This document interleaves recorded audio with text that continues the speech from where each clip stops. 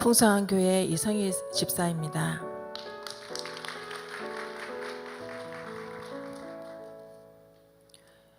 저는 구원의 확신도 없이 살아계신 하나님을 체험하지 못하고 미지근한 신앙생활을 하였습니다.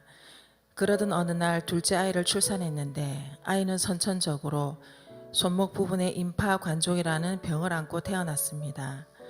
그 아이를 위해서 기도하던 중 성령의 강한 역사하심으로 하나님의 살아계심을 체험한 후 제 삶은 완전히 변화되었습니다. 그 뒤 열정적으로 신앙생활을 하였습니다. 첫사랑의 열정으로 섬김과 봉사를 열심히 했습니다. 그러다 어느 순간 나도 모르게 열정은 식어져만 갔고 모든 사역과 봉사는 기쁨이 없고 점점 지쳐가고 있는 나 자신을 보게 되었습니다. 예배는 은혜가 되지 않았고 나의 영은 조금씩 꺼져가는 등불처럼 약해지며 답답하고 쪼여드는 듯한 느낌이었습니다. 아무리 기도하며 발부둥 쳐봐도 은혜는 회복되지 않았고 답답한 심령만 더해갈 뿐이었습니다.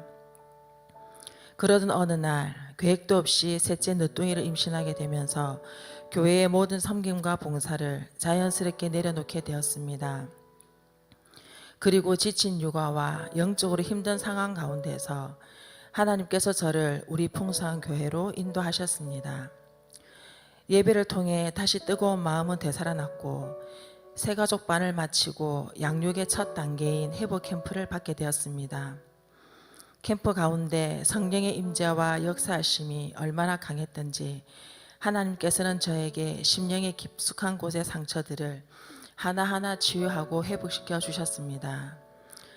그 뒤 받게 된 양육반과 훈련의 과정은 시간마다 은혜였고 미처 발견하지 못한 상처들이 계속 치유되는 역사가 일어났습니다. 필독서를 읽고 독후감을 발표할 때마다 강의 시간에 은혜를 나눌 때마다 눈물 없이는 말할 수 없을 정도였습니다. 제자학교 과정을 은혜롭게 마치고 세계비전 제자대학을 시작할 무렵 제 인생에 또 한 번의 도약의 기회를 만날 수 있었습니다. 그것이 바로 리더캠프였습니다. 제가 살아오면서 앞으로도 체험할 수 없을 정도로 강한 성령의 역사하심이 있었고 제 평생 잊지 못할 캠프가 되었습니다. 첫 시간 찬양부터 성령의 임재하심은 특별했습니다. 저는 성령의 바다에 몸과 영혼을 던지며 모든 것을 맡겼습니다.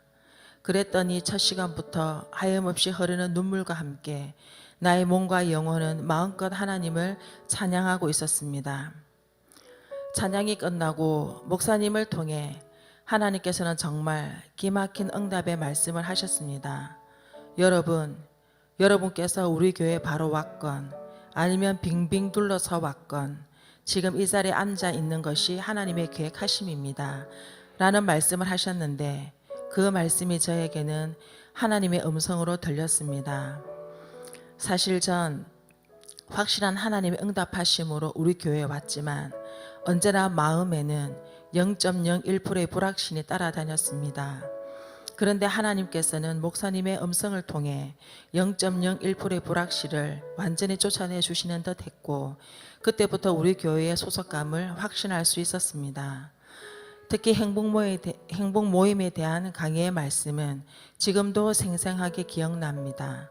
행복 모임에 불신자를 초청했을 때 불신자가 그 복음의 메시지를 듣고 얼굴이 달라지며 눈동자가 멈추고 동공이 커진다는 말씀에 정말 그렇게 될 수 있다는 말인가?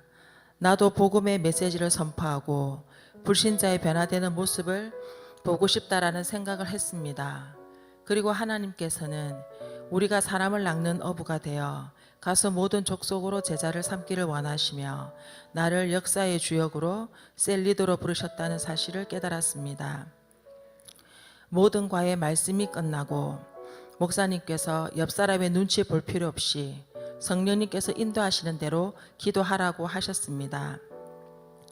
그 말씀이 선포되자마자 성령님께서는 저의 내면 깊숙이 꼭꼭 숨겨두었던 상처를 하나하나 꺼내주셨습니다. 저는 통곡하며 제 가슴을 부여잡고 하염없이 주님께 모든 것을 쏟아내 놓았습니다. 얼마간의 시간이 지난 후 저의 손은 머리의 모든 혀를 꾹꾹 누르며 짚어나갔고 목덜미, 허리, 몸의 아픈 곳을 성령님께서 제 손을 통해 치유해 나가시는 듯 했습니다. 그리고는 다리를 계속해서 반복적으로 긴 시간 동안 만졌습니다.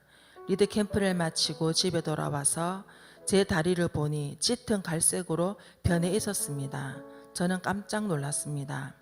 저는 나이 40에 셋째 늦둥이를 임신하고 출산하는 과정에서 육신의 고통은 말할 수 없이 심했는데 특히 다리 통증과 함께 무릎에 관절염이 생기면서 힘든 시간들을 보내고 있었습니다.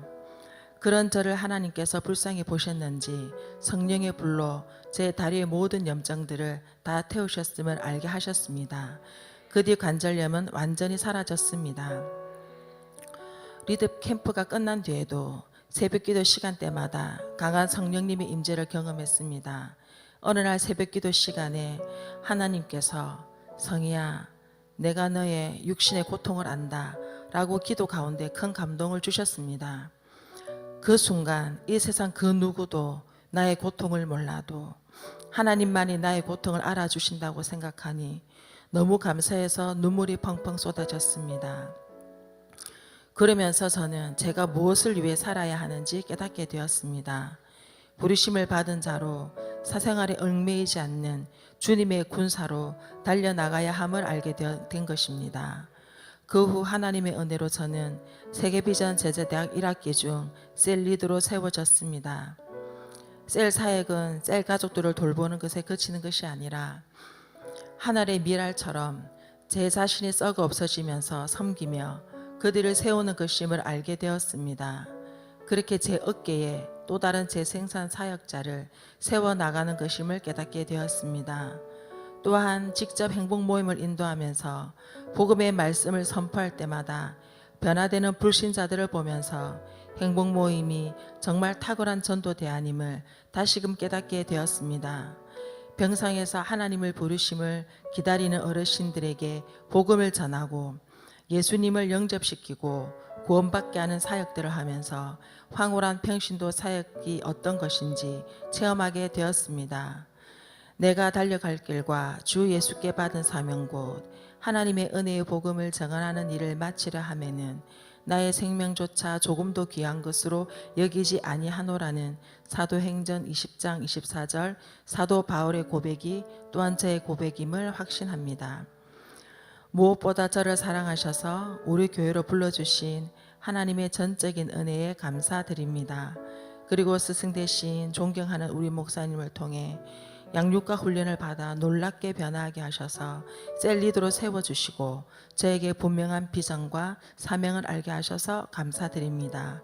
주님과 교회와 같은 말, 같은 마음, 같은 뜻으로 하나 되어 같은 열매를 맺어가는 영광스러운 재생산 사역자로 하나님의 마음을 시원케 해드리며 순종하는 셀 리더로 끝까지 달려가겠습니다. 부족한 저를 세워주시고 사역을 감당케 하시며 사람을 살리는 축복의 통로로 저를 써주시는 살아계신 우리 하나님께 모든 감사와 영광을 올려드립니다. 감사합니다.